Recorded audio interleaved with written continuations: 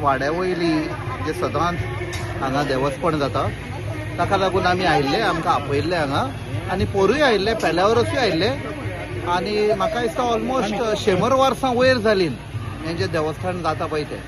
So आमी हांगा आयिल्ले आनी बरें दिसलें आनी सगळे लोकांचे वाड्या वयले आनी गांवच्या लोकां पासून मागला.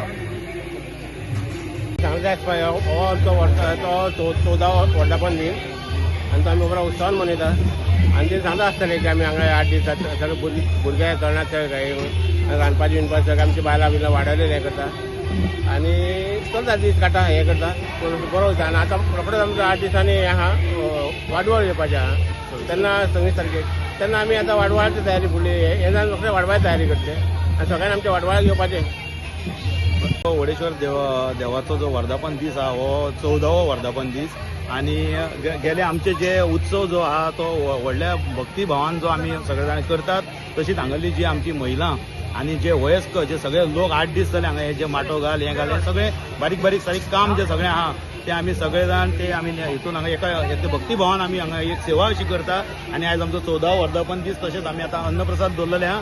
अन्नप्रसादा नंतर सांजचे आमचे भजन आसतलें, भजना नंतर घुमट आरत जाली की आमचे येता ते 26 तारखेक आमचो हांगलो वाडवळ हो जो आमी आहा तो साजरो करतले. देव बरें करूं. तुम्ही पळयतात गोंयकारपण, गोंयकारांचो गोंयकारा खातीर.